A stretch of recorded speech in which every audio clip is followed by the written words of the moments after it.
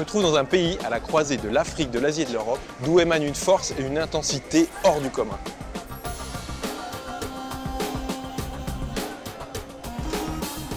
Un pays divisé, où chaque nom ou appellation peut devenir un sujet de polémique. Certains l'appellent Israël, d'autres l'appellent Palestine.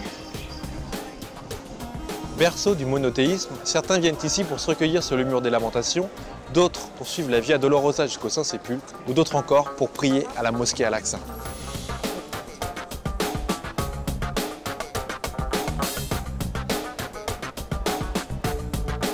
Mais moi, si je suis venu ici, c'est pour rencontrer des artistes et vous faire découvrir un visage inattendu de la Terre Sainte.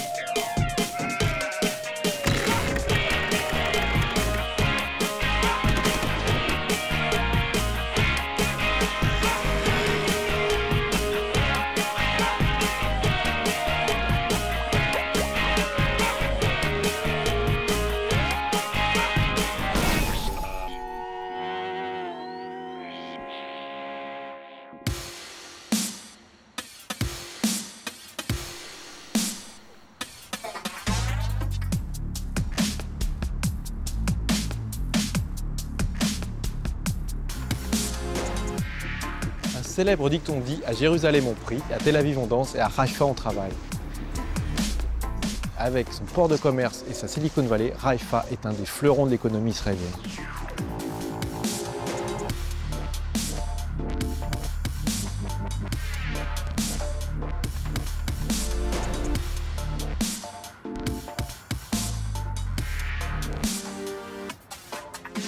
La ville s'étale sur 3 étages, le littoral, la plaine et les flancs du mont Carmel. Mais c'est une ville étudiante qui compte parmi les premières universités du pays.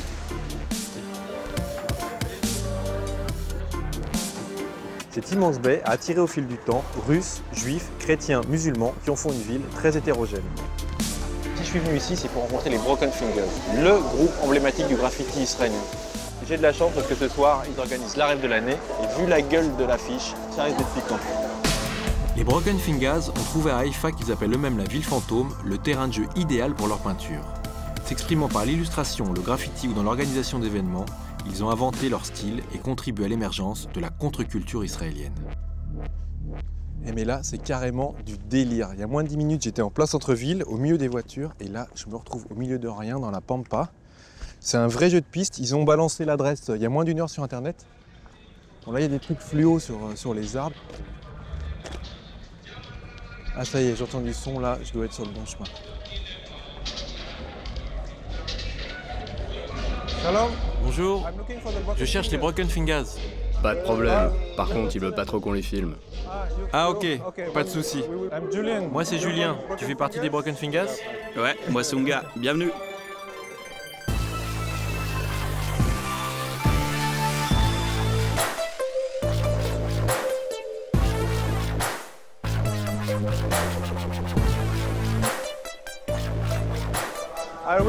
Je voulais absolument vous rencontrer parce que j'adore votre boulot. Merci mec. Et on est où exactement ici? En fait, c'est une ancienne base militaire, mais maintenant elle est abandonnée. Et on risque aucun problème avec les flics ou avec l'armée? Ah, l'armée, c'est sûr que non. Par contre, la police, c'est possible, mais on n'espère vraiment pas. Mais ils viendront pas si personne les appelle. Enfin bon, faut pas t'inquiéter. C'est une fête, faut en profiter. Et après, on ira au studio. Ouais, carrément. Et on te montrera sur quoi on travaille en ce moment. Et maintenant, place à la fête, non? Ouais, mec, allons boire un coup.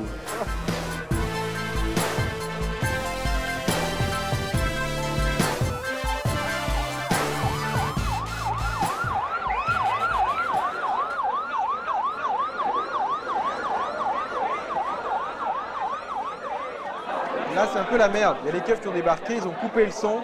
Les gens attendent encore un peu de voir si ça va redémarrer ou pas. Et moi, je suis un peu pessimiste pour la suite de la soirée.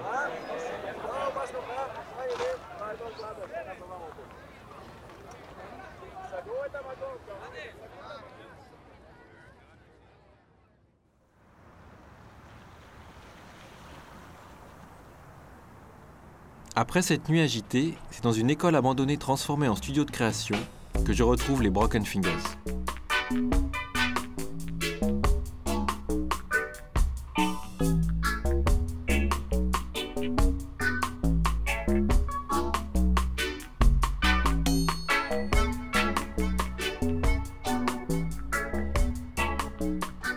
Et sinon, vous habitez tous au même endroit? Ouais, 3 d'entre nous, ouais. Et vous avez la même copine? Ouais, on se partage la maman de Dessau. J'ai fait exprès de mettre la photo de sa mère à côté de femme nue, mais il m'a dit « C'est cool, t'as mis la photo de ma mère sur le mur ?» J'essaye vraiment de l'énerver, mais c'est juste impossible. Ce mec est trop cool. Mais pourquoi vous vous appelez les Broken Fingers? On s'appelle comme ça depuis la fac. Kip trouvait ça trop cool à l'époque. À cause de la pression du doigt sur la bombe? Ouais, c'est peut-être un truc dans le genre. Peut-être que c'est genre casse ton doigt. J'en sais rien en fait. Ça fait combien de temps que vous bossez ensemble? Ça fait 3 ans. Et que Broken Fingers existe? Le crew existe depuis 2001. D'accord. Chacun de vous a sa propre spécialité ou vous vous mélangez tout le temps? Parce que j'ai vu pas mal de vos boulots et il est souvent difficile de reconnaître qui a fait ça, ça ou ça. C'est pour ça que c'est si spécial. Chacun a son propre univers et tout le monde se connaît. J'ai l'impression qu'il y a beaucoup de cultures différentes qui se mélangent en Israël. Oui, c'est sûr. Tu sais, on pose souvent cette question quand on rencontre quelqu'un. D'où tu viens, d'où viennent tes parents? Et c'est très intéressant de s'apercevoir que chaque personne que l'on rencontre ici, sa mère vient d'Irak ou d'Iran ou des alentours. Et que son père, écoute, je sais pas moi, européen. Ou américain. Américain, oui, par exemple. C'est comme pour la musique avec les samplings. Vous mélangez, vous mixez vos influences pour créer un art nouveau. C'est vrai, mais la plupart de nos références sont issues des vieilles BD et des comics en général. En fait, tout ce qui est dessiné à la main. Ouais, un peu comme dans ce livre rempli d'illustrations juives. Tu vois, il date du siècle dernier et c'est vraiment dingue quand on le regarde. Parce que ça nous rappelle le boulot de Mike Giant et d'autres contemporains. En fait, d'autres personnes que l'on aime vraiment. C'est vraiment cool de voir que des gens continuent à faire ce genre de choses 100 ans après. Mais plus spécialement parce que les artistes juifs ont plutôt un style européen. En fait, la plupart du temps, ils ne font que des œuvres en rapport avec l'Holocauste et les réfugiés. Nous, on s'inspire beaucoup de cette Bible et on y rajoute la plupart du temps un côté manga. Vous essayez sans cesse de nouvelles manières de vous exprimer? Parce que j'ai vu des t-shirts, des affiches, des stickers, du tatouage. Ouais, on fait du film d'animation aussi. Tiens, regarde ça, c'est la vidéo qui nous a fait connaître sur Internet.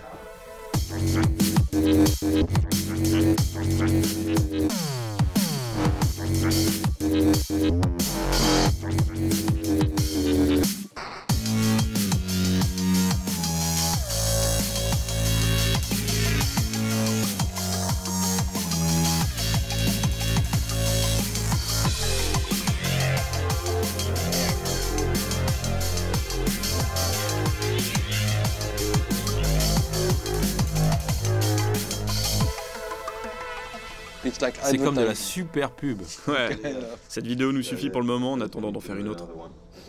Une encore plus grande. Attention, vous allez devenir capitaliste. Ouais, c'est certain.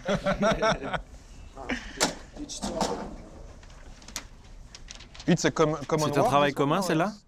Oh, elle est dingue. Merci beaucoup.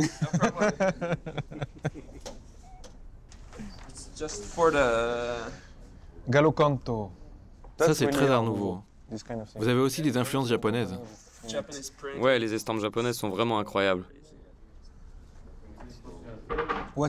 Qu'est-ce que c'est? Un projet? Non, c'est quelques idées pour le graphe du mur. Ah, parce que j'avais pensé à un truc qui pourrait fonctionner avec vous. Ouais, le Ramsa. Parce que je crois que ce symbole est aussi bien utilisé par les juifs que par les musulmans.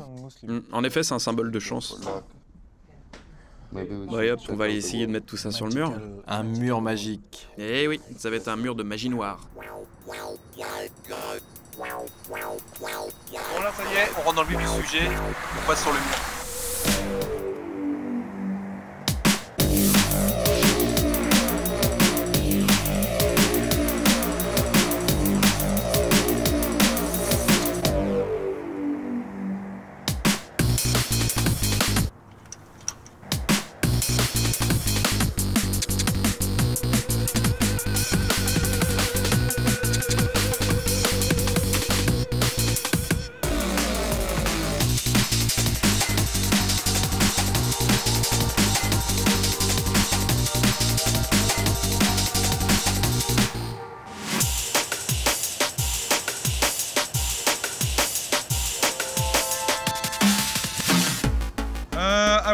J'aimerais beaucoup vous remercier pour cette foutue place que vous m'avez donnée, qui est la pire du mur. Donc la prochaine fois que vous venez en France, je vous trouverai le pire mur à peindre. Mais non, il est bien ton mur.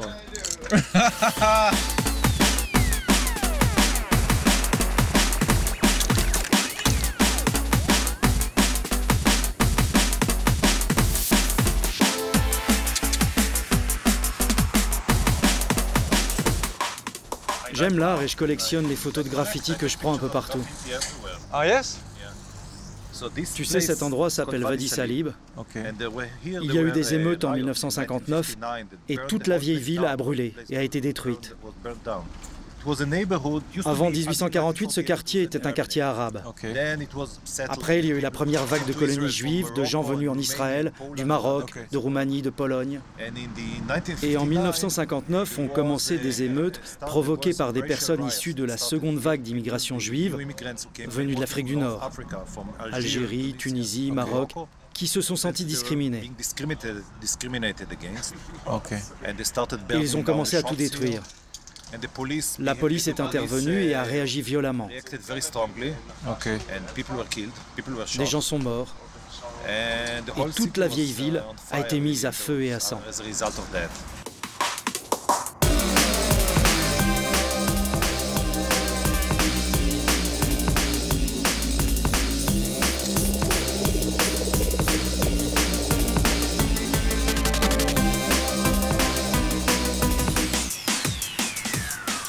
Je vais le mettre sur Facebook.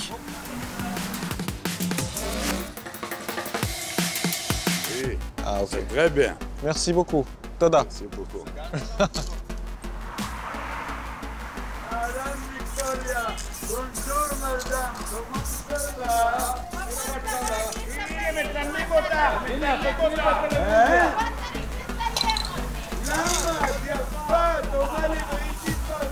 Brigitte Bardot, pourquoi? Vous êtes fou ici. Oui, You're crazy in Haïfa. Un peu? Ah oui. C'est bon pour peindre.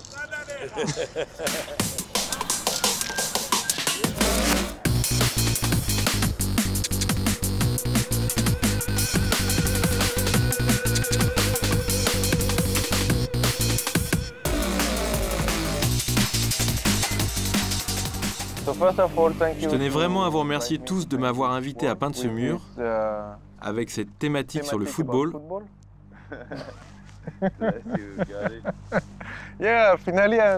Finalement, je crois comprendre de quoi il s'agit. Et ce qui m'a le plus impressionné, c'est de vous voir travailler ensemble. Ça semblait tellement naturel, chacun prenait sa place, faisait son boulot. C'est pour moi ce qui définit le mieux un crew. Merci Haïfa. Ouais, on se remettra ça quand on viendra sur Paris. Bien sûr. Pour la deuxième partie du show.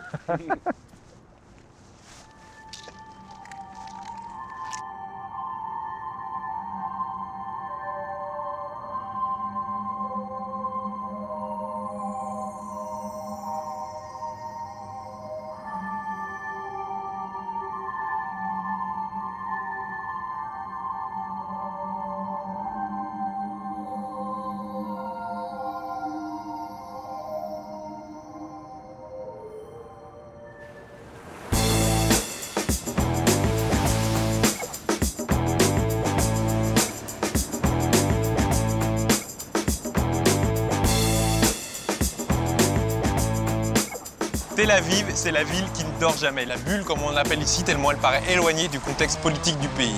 Miami du Moyen-Orient qui s'étend sur 14 km de plage et qui concentre l'essentiel de la vie festive, mais également culturelle du pays.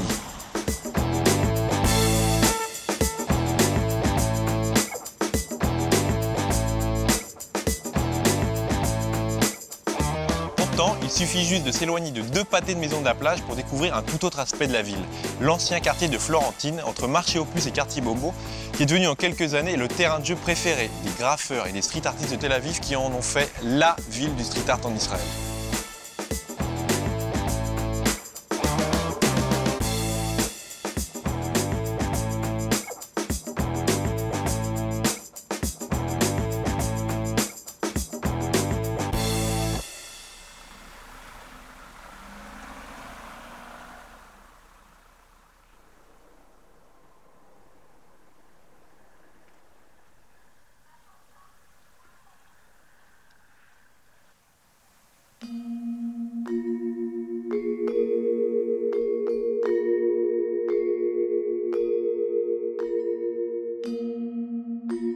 Impression d'être en dehors de la ville, dans une autre dimension, où les peintures et leur environnement ne font qu'un. C'est l'œuvre de No Hope et de ses amis, qui à travers son personnage énigmatique, Limbo, nous fait partager sa vision du monde.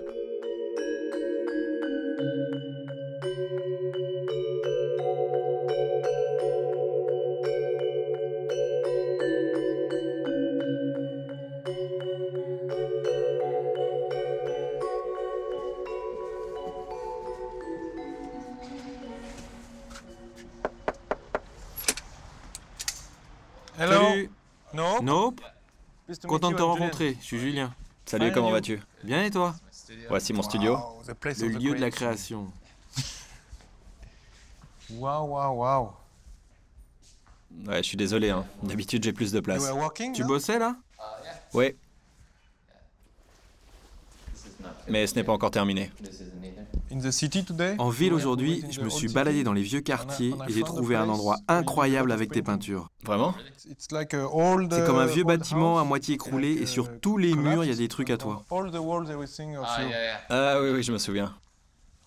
Super beau. Ouais, j'ai fait ça avec quelques amis. Ces peintures ont quelques années maintenant. Et le mur n'est plus dans le même état qu'avant. C'est un peu écroulé, tout commence à s'effriter. Ça les rend encore plus intéressantes. Et avec les différentes matières, ça devient carrément incroyable. Je savais pas que tu utilisais beaucoup de matériaux différents. Ouais, j'aime bien mélanger les techniques. Celui-là est superbe. Ouais, c'est une collaboration avec un ami. Il a été sculpté dans une seule pièce de bois. Ce qui est hyper marrant quand on est dans un atelier comme ça, c'est qu'on est dans la tête de l'artiste. Et là, avec toutes ces choses qu'il a ramassées dans la rue qui vont lui servir à faire des œuvres, avec les idées qu'il va prendre, avec les photos qu'il a prises dans les magazines, tout son matériel ici, c'est magique d'être là. Peux-tu m'en dire un peu plus sur ce personnage blanc que tu peins sans cesse dans la rue? C'est toujours le même? Ouais, toujours. Il s'appelle Limbo. J'ai commencé à peindre ce personnage il y a quelques années.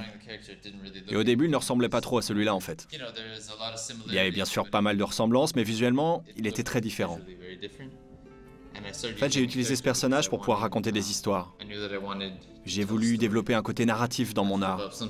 Et en utilisant toujours le même personnage, il s'est installé une sorte de relation avec un grand nombre de spectateurs. Parce qu'avec un personnage, en fait, tu peux y inclure des nuances. Et je l'utilise pour, en quelque sorte, interpréter des situations réelles. Peindre comme ça dans la rue, ça pousse les gens à regarder différemment leur propre environnement.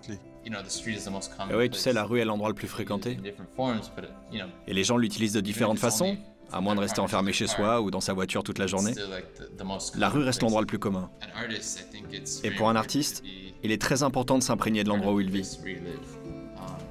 Il faut toujours rester conscient de l'environnement, de ce qui nous entoure. Ne pas être passif, car je crois que nous avons tous beaucoup d'importance. On peut tous changer la réalité. Pas forcément en utilisant des méthodes radicales ou dramatiques, mais aussi avec de petites choses. Tout le monde peut faire partie de notre monde. Direction le monde réel.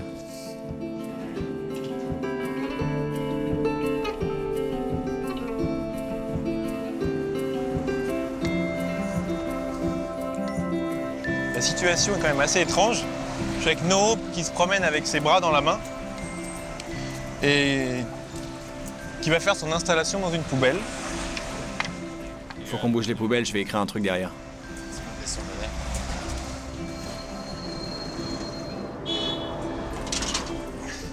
Ça change des galeries et des musées. Hein.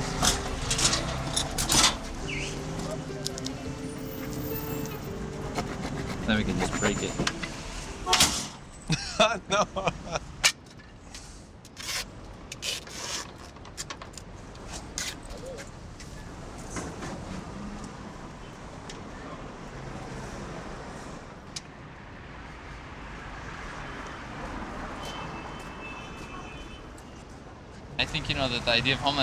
Je pense que l'idée de patrie est en fait une notion très abstraite. C'est finalement qu'une promesse qu'on nous fait. Et tout le monde n'en a pas la même interprétation. Alors j'essaye d'évoquer de plusieurs façons le sens du mot patrie. Mais ce qui est étrange, c'est le peu de réactions que ça suscite. Ouais, les gens ne font pas attention. C'est dingue. C'est pas grave, c'est pas vraiment le but. Ce qui paraît fou, c'est que tu fais ça dans un musée, tout le monde serait là. Waouh, incroyable. Tu fais ça dans la rue, les gens font pas gaffe. Ouais. Les œuvres réalisées dans ce genre d'endroit, on les regarde juste en passant, puis on y pense un peu le long du chemin. Ça, c'est un moment hyper important puisque c'est le moment de la photo. Et tout ce qui va rester de ce travail d'ici quelques minutes ou quelques heures, ça sera cette photo. C'est ce qu'on appelle de l'art éphémère.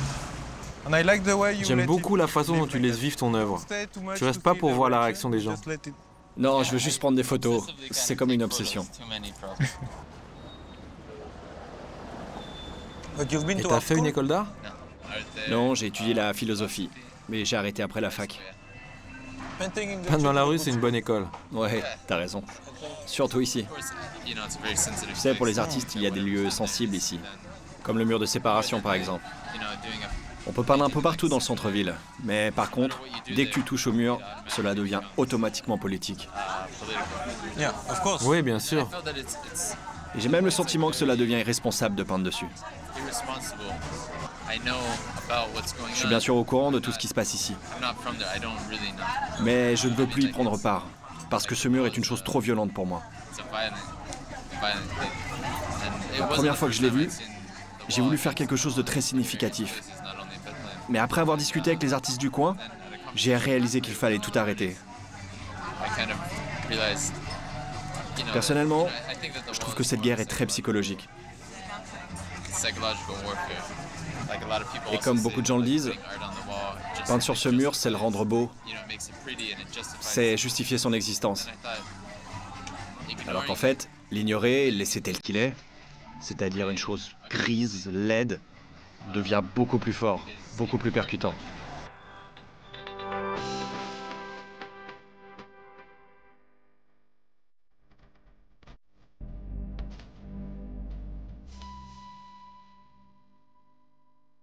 Tiens, regarde, quelqu'un a rajouté des feuilles sur ma peinture. Bah tu vois, les gens font preuve de créativité.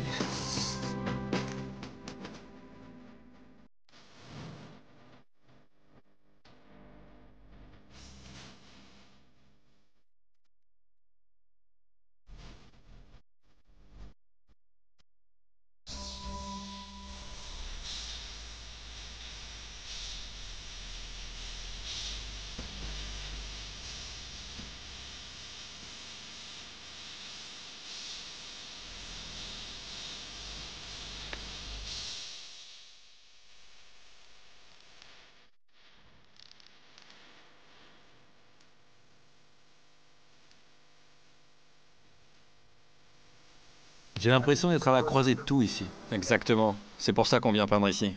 Tu sais, ils construisent des immeubles de plus en plus hauts, plus en plus chers. Le paysage est vraiment en train de changer. Et pas seulement là-bas, ça commence aussi ici. Mais pour le moment, il faut encore traverser la rue.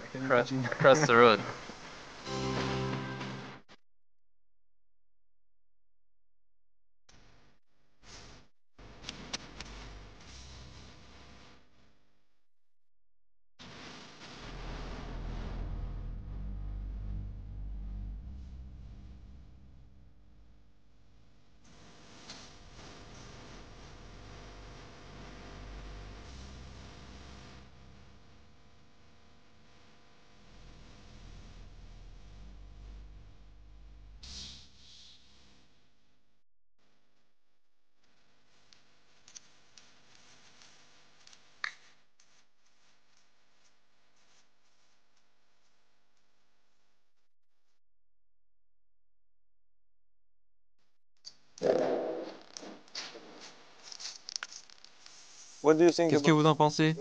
Ça vous plaît? Vous habitez là? Oui, je vis ici. Et ailleurs. Ici, là. Vous avez toujours vécu ici? Oui, je suis né là-bas. Dans ce bâtiment? Il y a 74 ans que je suis là. Tu ne faisais pas partie de ce monde encore. C'était quoi cette maison avant? Ici? C'était pas une maison. On travaillait ici. On fabriquait de très belles choses en bois. Ah, d'accord. Mais tu sais, tout change complètement ici. Si vous revenez dans 2 ans, il y aura des immeubles partout. C'est ça, c'est comme dans le film français avec Jean Gabin. Il était en prison, et quand il sort, il demande à tout le monde où se trouve sa maison. Et personne ne sait parce que tout a changé.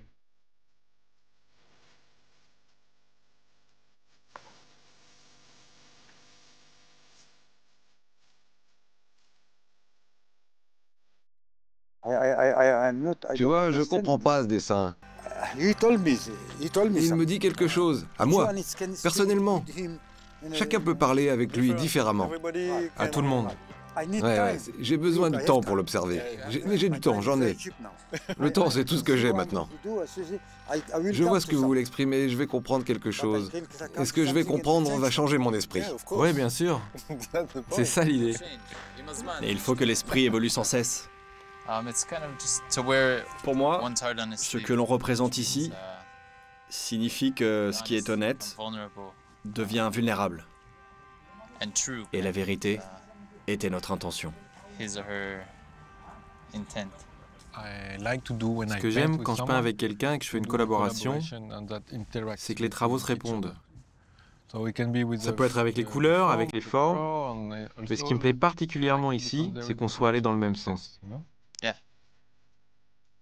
Merci. Bien joué.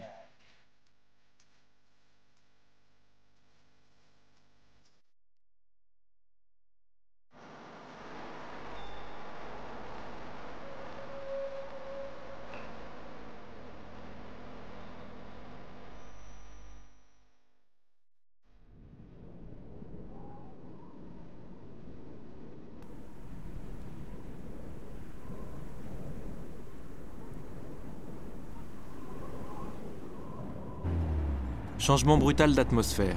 Je franchis les quelques kilomètres et traverse le checkpoint qui sépare Israël des territoires occupés palestiniens. Je passe d'Occident au Moyen-Orient. Un autre pays, une autre réalité. Pour la majorité des Palestiniens, venir en Israël est devenu presque impossible depuis la construction de la barrière de séparation. Je vais maintenant connaître l'autre côté du mur.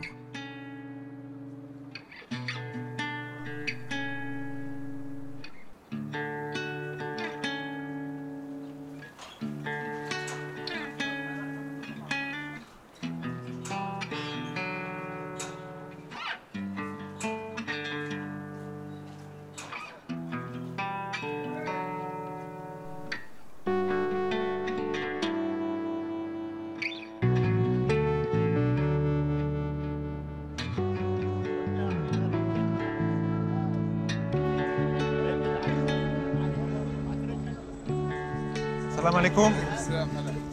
Un café, s'il vous plaît. Shukran.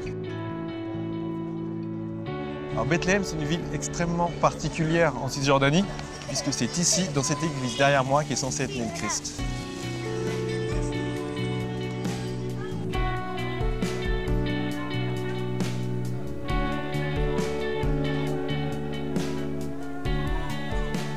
Les églises, les mosquées, les habitations, toute la ville semble être taillée dans la même roche. C'est la fameuse pierre de Jérusalem avec laquelle on construit encore les édifices jusqu'à aujourd'hui.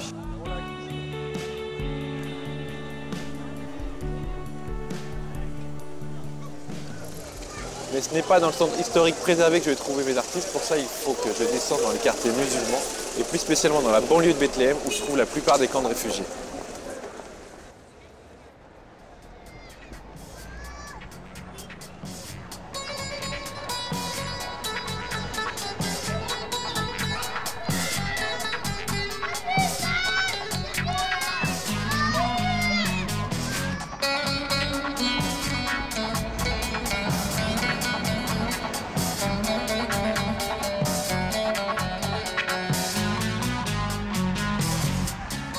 Ici, c'est la banlieue de Bethléem, le camp de réfugiés de déchets. Et j'ai rendez-vous avec Yazan, c'est un street artiste local le plus productif, celui qui peint ce genre de portraits, sont les portraits soit des chefs de l'autorité palestinienne, soit des martyrs. Marhaba. Salam alaikum. كيفك وعليكم السلام. Yazan, Julian. كيفك؟ Donc c'est toi l'artiste qui a peint ça. Oui, j'ai fait celle-là et celle-là. Et comment t'as fait pour grimper là-haut? J'ai installé un échafaudage en bois que j'ai attaché avec des cordes. Celui-là, je ne l'ai pas fini parce que je suis tombé pendant que je dessinais. L'échafaudage s'est écroulé et je m'y suis accroché, mais les couleurs sont tombées. Je suis remonté et j'ai arrangé quelques finitions, mais ce n'est pas tout à fait fini. Parce que pendant que je dessinais, les patrouilles de l'armée israélienne passaient tout le temps. Chaque fois qu'ils passaient, je sautais à l'intérieur, par la fenêtre, pour qu'ils ne me voient pas, pour qu'ils ne me cherchent pas des problèmes. Parce qu'en plus, je dessine à l'entrée du camp, qui est le lieu habituel des affrontements. Et c'est sûr qu'en me voyant dessiner, la première chose qu'ils vont faire, c'est de s'acharner sur moi. Et voilà.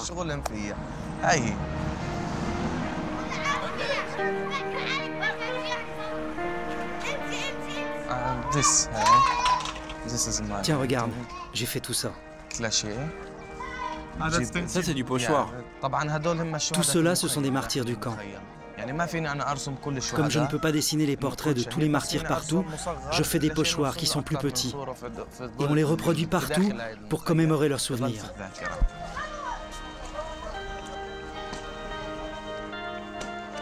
Tu veux aussi des toi? C'est Ahmad Mouchla. C'est le dernier martyr de déchets. J'ai fait son portrait à partir de sa dernière photo. Il est assez grand et autour de lui, j'ai écrit les noms de tous les martyrs du camp, pour qu'ils soient toujours présents dans la mémoire des jeunes et des vieux, pour qu'ils vivent en nous. Et tu le connaissais personnellement? Il était du camp, donc je le connaissais. Parce que le camp est un endroit extrêmement petit.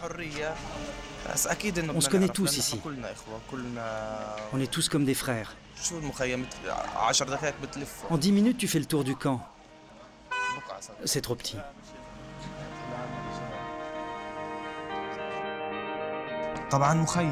Quand on parle d'un camp de réfugiés, l'image qui vient directement à l'esprit, c'est un campement et des tentes. C'était le cas au début du camp en 1948. Mais depuis, la population du camp a augmenté. Aujourd'hui, on recense quelque chose comme 12 000 habitants. Mais en vérité, cela dépasse largement les 20 000.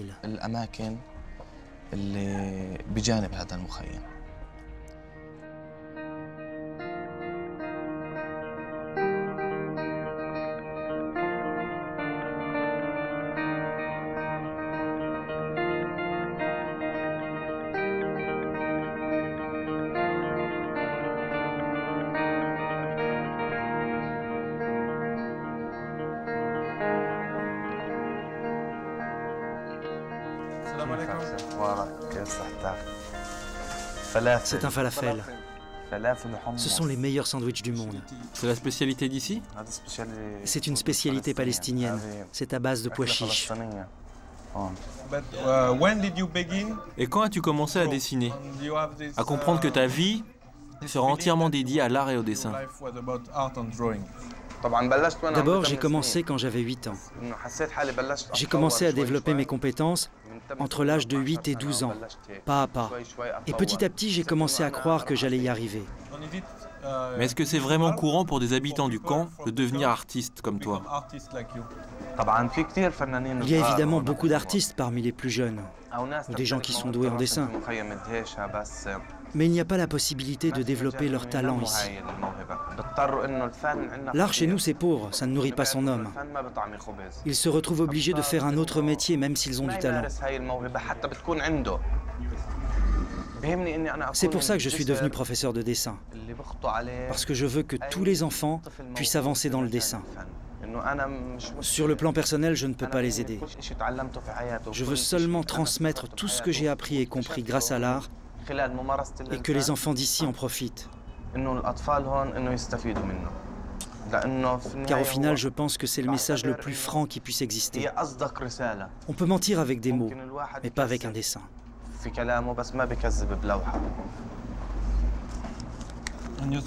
Tu peins uniquement dans le camp de réfugiés de déchets à Bethléem, ou tu as aussi déjà peint sur le mur de séparation? Non, je refuse par principe. Je suis complètement contre, parce qu'on ne décore pas sa propre potence. Toi, tu serais prêt à décorer la corde qui sert à te pendre? Je ne pense pas.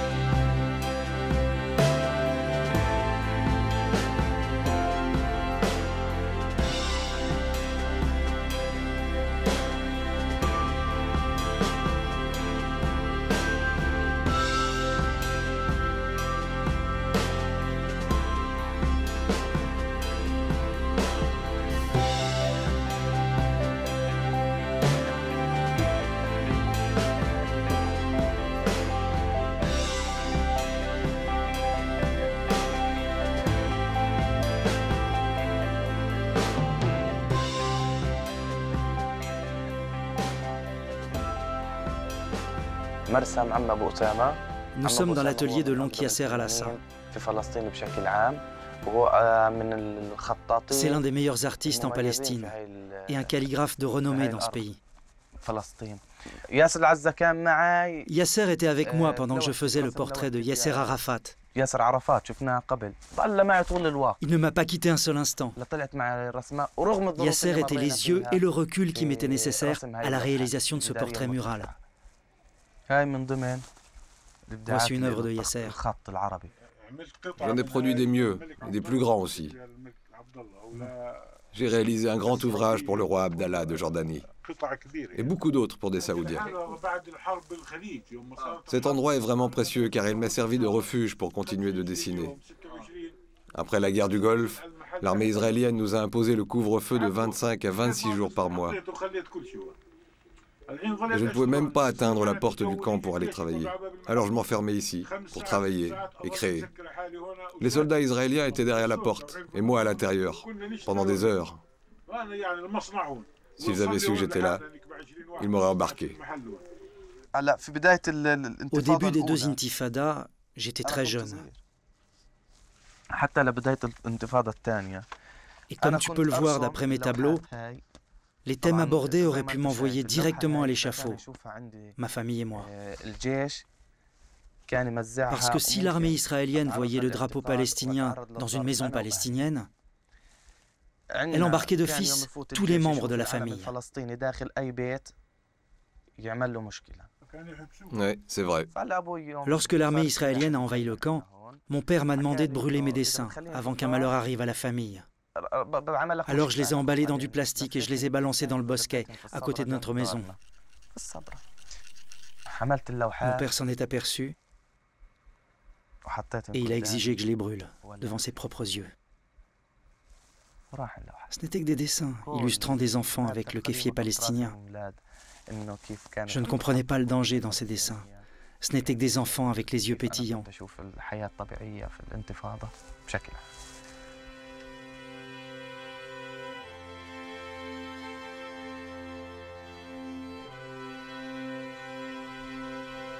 J'aimerais savoir pourquoi tu n'utilises pas un pinceau comme tout le monde. Pourquoi peins-tu avec un cure-dent? Tout simplement parce que je n'ai pas les moyens d'en acheter.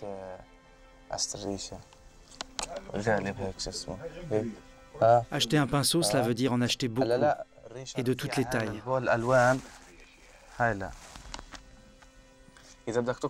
Donc c'est trop cher, et du coup je préfère utiliser des outils plus simples, insignifiants.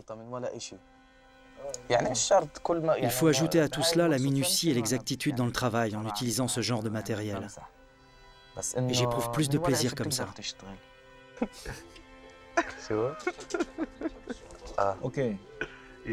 Demain, je vais t'acheter un pinceau.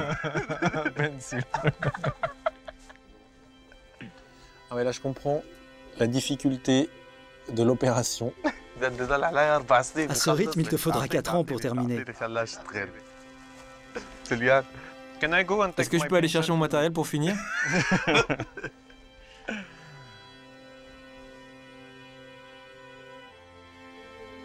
C'est parce que j'ai peur de mal le faire.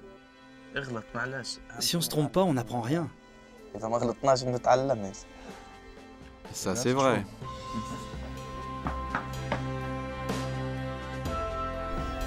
J'ai l'impression que dans un film, je suis dans un garage où règne un bric-à-brac surréaliste.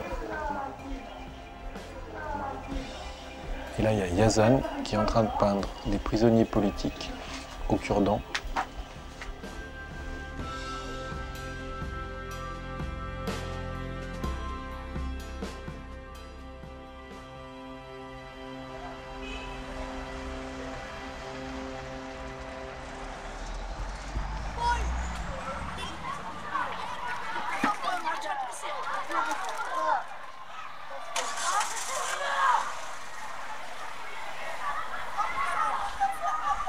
La clé représente pour les réfugiés palestiniens l'espoir de retourner un jour sur leur terre. En 1948, quand ils ont dû fuir Israël, ils n'ont emporté avec eux que la clé de leur maison.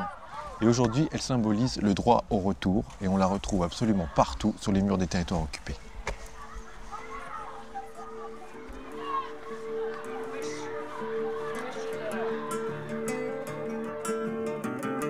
Je retrouve Yazan qui, comme chaque semaine, tente d'obtenir un visa. Ce sésame qu'on lui interdit depuis des années et qui lui permettrait d'aller voir sa famille à Jérusalem. Semaine identique aux autres, il vient de lui être refusé.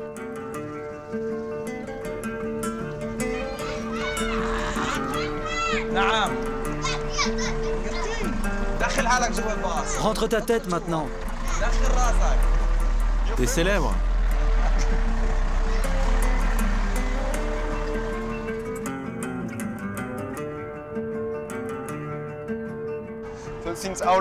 Depuis combien de temps tu n'es pas allé à Jérusalem? Depuis 11 ans. Et pourtant, c'est juste à 5 minutes. Mais tu sais, je veux simplement voir ma mère qui habite à Jérusalem. Moi-même, je suis de là-bas. Je viens d'un petit village tout près de Jérusalem. Et j'aimerais revoir la mer aussi. Je me souviens plus la dernière fois où je l'ai vue. Moi, j'enseigne à mes élèves à dessiner la mer, mais la vérité, c'est que moi-même, je ne sais plus à quoi elle ressemble.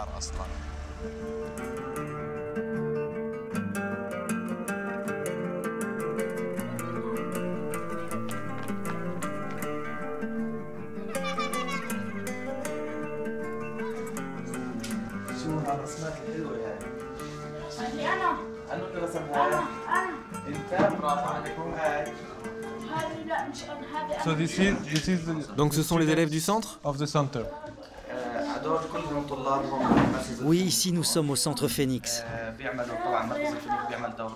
C'est une association qui offre des activités aux enfants qui habitent dans les camps de réfugiés. Moi, j'ai enseigné le dessin ici pendant plusieurs années.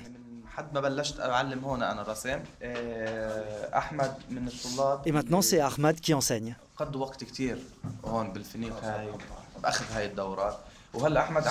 Ahmad était un de mes élèves.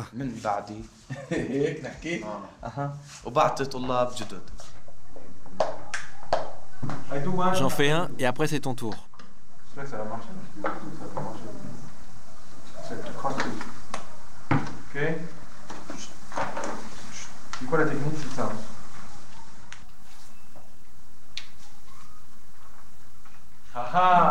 Et là, on a un oiseau. Bon, les enfants, nous allons réaliser un projet commun qui va être de dessiner sur le toit. Chacun aura le droit de dessiner ce qu'il veut pour qu'à la fin, ça ne fasse qu'un seul dessin. Alors essayez de réfléchir ensemble à ce que vous voulez exprimer. Tu es prêt, Julien? C'est quand tu veux. On y va maintenant? Maintenant, tu es sûr? Très bien, alors c'est parti.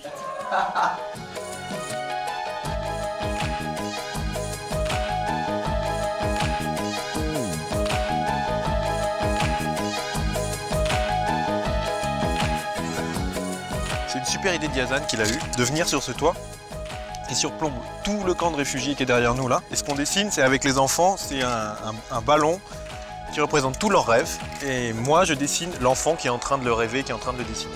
Donc c'est vraiment un travail en commun. Et on va essayer de faire un truc super.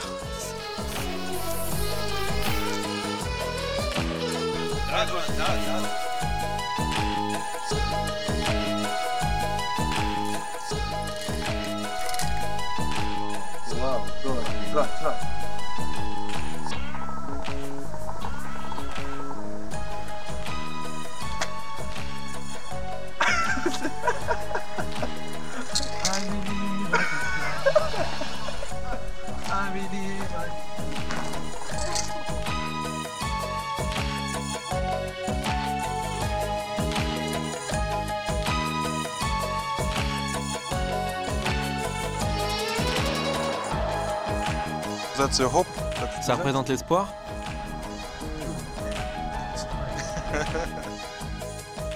Ça va être bien.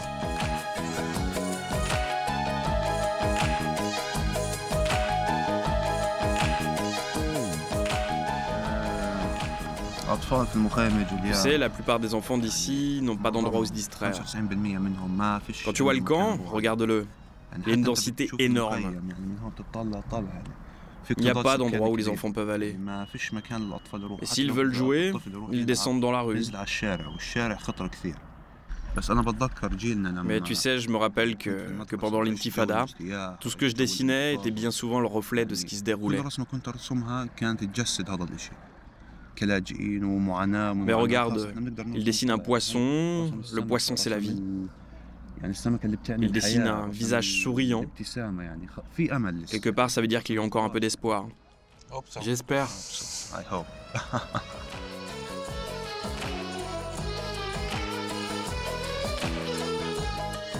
Et pourquoi vous avez pris des cours de dessin? Pourquoi pas de la musique ou autre chose? Pourquoi spécialement le dessin?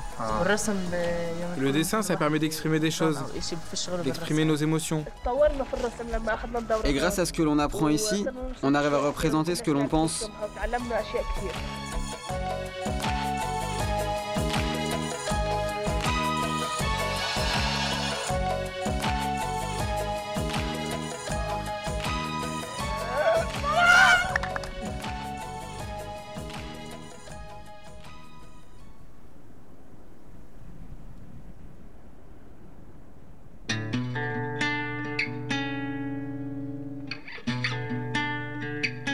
Contesté pour ses aspects politiques, humanitaires et légaux, le mur de séparation est devenu, après celui de Berlin, le nouveau mur de la honte. Depuis que Banksy a organisé une expo street art, le mur est devenu un support d'expression vivant qui ne cesse d'être peint et repeint.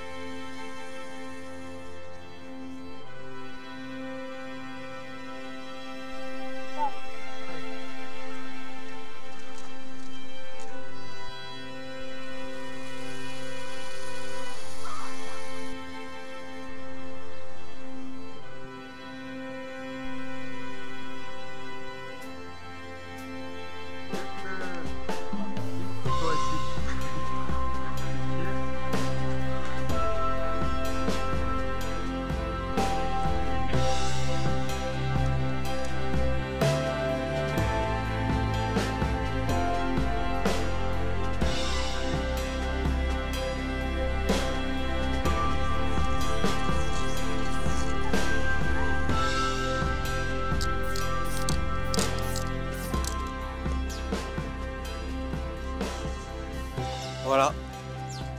C'est un des objectifs que je m'étais fixé avant de venir ici. Je l'ai enfin réalisé, c'était peindre sur ce mur. Et vu que je voulais pas faire n'importe quoi, je me suis inspiré de la situation et des témoignages que j'ai eu ici. Et c'est comme ça que j'ai fait cette femme palestinienne en habit traditionnel, avec la clé dans la main, qui regarde vers Israël.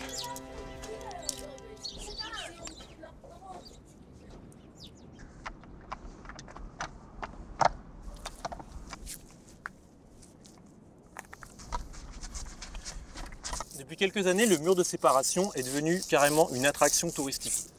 Les graffeurs et les touristes du monde entier viennent ici pour marquer leur nom dessus. Bon anniversaire maman, ou je suis venu en Palestine, mais je crois qu'ils ont un peu oublié ce qu'il représentait. C'est un mur de prison quand même. Et d'apprendre à connaître tous ces gens, d'apprendre leurs problèmes, à quel point ce mur avait changé leur vie, à quel point il l'avait rendu impossible, et moi je ne pouvais pas laisser quelque chose de joli ici. Et c'est pour ça que ce personnage, je l'efface tout simplement.